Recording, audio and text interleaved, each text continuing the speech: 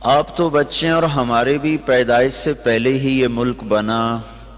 چند دن پہلے ہی ہمارے جنرل غلام محمد صاحب اور بریگیڈیئر اسلم نیائی صاحب بیٹھے ہوئے تھے تو یہ تقسیم کے وقت کی کہانی سنا رہے تھے.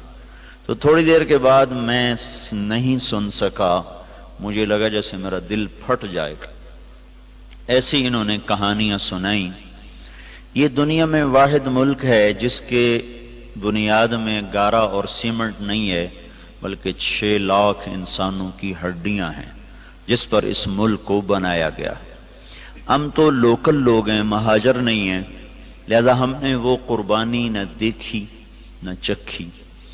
میرے والد صاحب کے ایک دوست تھے، وہ مہاجر تھے جالندھر کے. وہ کبھی کبھی ہمارے ڈیرے میں آیا کرتے تھے، بات کرتے تھے.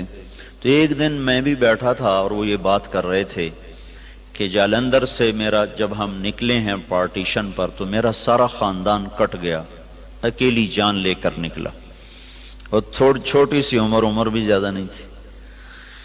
تو دن میں چھپتا تھا کماد کے کھیت میں.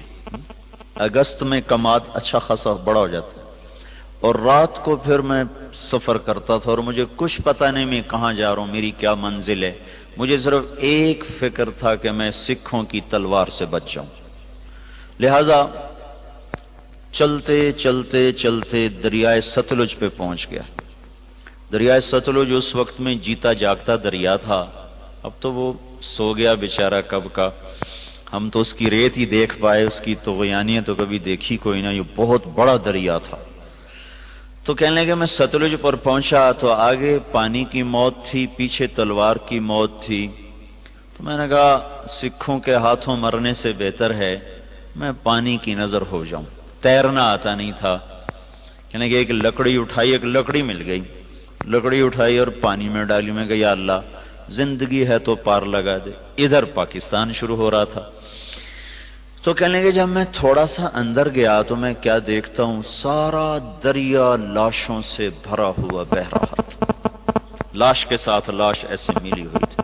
معصوم بچے، حسین نوجوان، خوبصورت بیٹیاں، بوڑھی مائیں، بوڑھے باپ ایسے جا رہے تھے.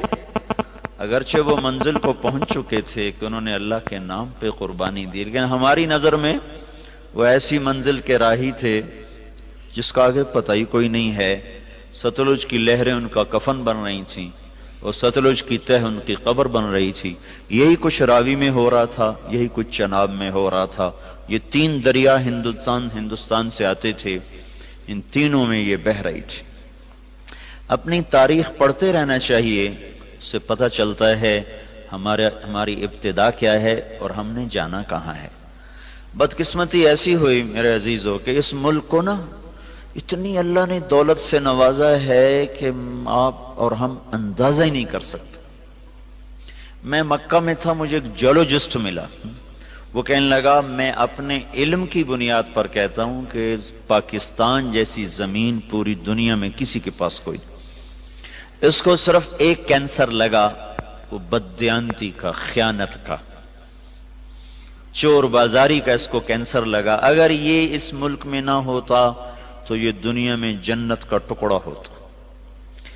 اور اس ملک کو میرے عزیزو جو لوٹا ہے نا، وہ ان پڑھوں نے نہیں لوٹا، زمینداروں نے، تاجروں نے نہیں لوٹا، بڑے ہائی کلاس پڑھے لکھے لوگوں نے اس کو لوٹا ہے. چونکہ انہوں نے ڈگریاں تو حاصل کی پر انسانیت نہ سیکھ پائے. تو اتنی بڑی قربانیاں ہوئیں اور ہم تو میرے عزیزو کانٹے ہی چننے والے رہ گئے. بہار دیکھی نہیں اس ملک نے. چند مخلص لوگ نہ ہوتے تو اب تک یہ ملک بک چکا ہوتا یا ہندوستان کے قبضے میں جا چکا ہوتا. کہیں کہیں چراغ اب بھی جل رہے ہیں جن کی وجہ سے تھوڑی تھوڑی روشنی ہے. اور یہ قافلہ دھیمے دھیمے دھیرے دھیرے وہ رواں دواں ہے. اگر وہ بھی نہ ہوتے تو اس ملک کو تباہ ہونے میں کوئی کسر باقی نہ چھوڑی تھی بددیانت ٹولے نے اور ہائے ہائے ضمیر فروش ٹولے نے. اور بدقسمتی یہ ہے کہ وہ سارا انہی اسکولوں کالجوں سے نکلا ہوا ہے، وہ دیہاتوں سے نہیں ہے.